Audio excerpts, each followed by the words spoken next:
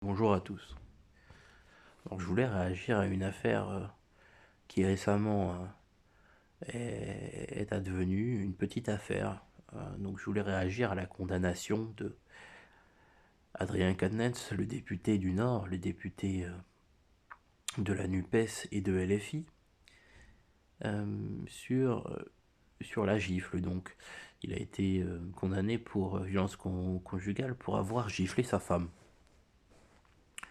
Alors, au début de cette affaire, moi, ce que j'ai remarqué, c'est que sur les réseaux sociaux, les gens n'avaient de cesse d'occulter le contexte dans lequel était advenue la gifle. Je trouve cela assez curieux quand même parce que la violence en soi est indéfendable, mais elle est excusable quand on connaît certains éléments contextuels qui expliqueraient la raison de cette gifle. D'accord. Je vais prendre un exemple qui plaira sans doute à des personnes qui ont des sensibilités sociales. Généralement, dans les milieux socialisants ou gauchisants, on a tendance à excuser la violence des mouvements sociaux à l'aune de leurs revendications. D'accord. La violence est utilisée euh, comme une modalité d'expression qui est rendue possible par des modalités comment dire, antérieures d'expression qui ont vu leur courroie être viciée. Grosso modo, c'est comme ça que je le dirais. Euh, et que donc que cette violence en soi, la violence en soi, euh, n'est pas un problème. La violence est un problème quand elle est articulée à des raisons légitimes. D'accord. Alors il y a des personnes qui ont considéré aujourd'hui surtout, c'est l'époque qui veut ça, que la violence est en aucune façon légitime. Alors là je parle dans le cadre des mouvements sociaux, pour rester sur mon analogie. Très bien. Je reprends pour toutes les personnes donc, qui ont une sensibilité sociale. Euh, donc je sais que pas mal d'intellectuels, de personnalités euh, socialisantes, qui sont dotés de réflexion critique, ont eu cette même analyse. La violence n'est pas un problème en soi, c'est la raison de cette violence. En tout cas, son excusabilité se trouve grandie quand il y a des raisons légitimes de recourir à la violence. Très bien. Et ben, beaucoup de personnes de LFI, beaucoup de personnes, comment dire, qui ont eu une sympathie pour le mouvement des Gilets jaunes, pour ne prendre que cet exemple, ont considéré que la violence des Gilets jaunes leur était sympathique, parce que les courroies d'expression habituelles étaient viciées. Maintenant, revenons à Adrien Quatennens et à toutes les situations, ou beaucoup de situations de violence physique, où euh, nous nous permettons de condamner l'auteur des violences. Alors là, je suis désolé, mais je reviens sur le cas Adrien Quatennens, c'est une gifle. D'accord, c'est une gifle.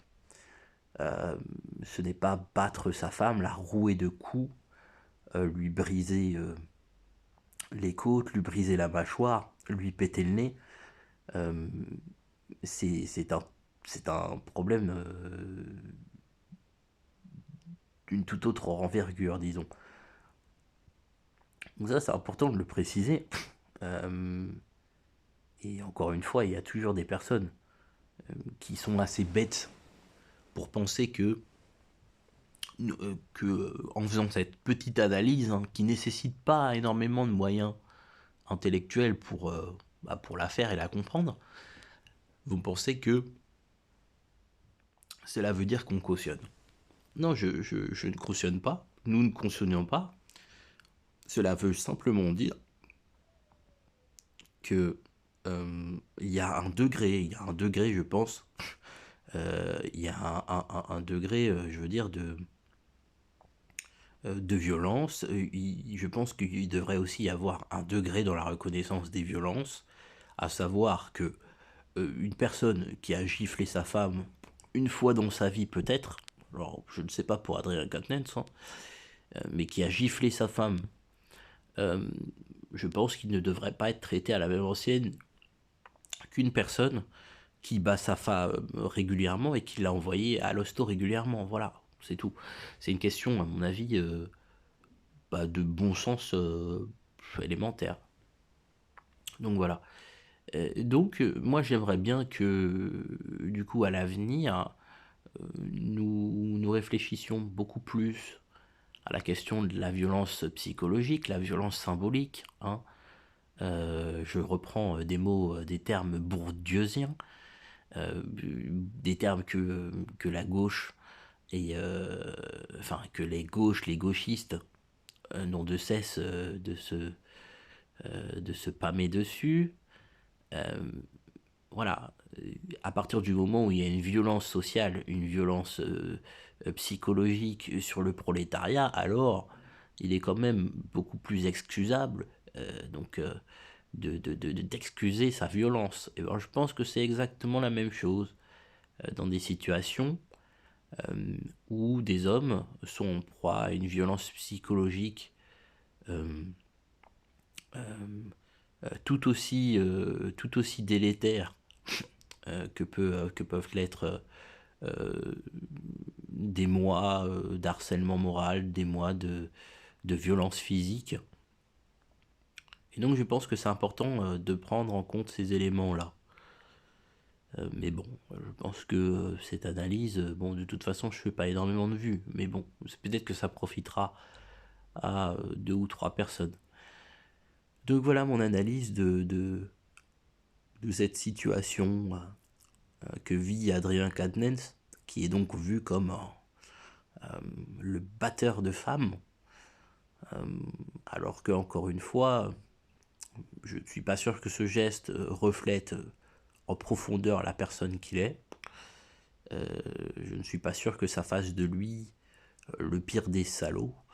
Et je ne suis pas sûr que l'on sache réellement, encore une fois, s'il est le méchant de l'histoire. Voilà. À bientôt.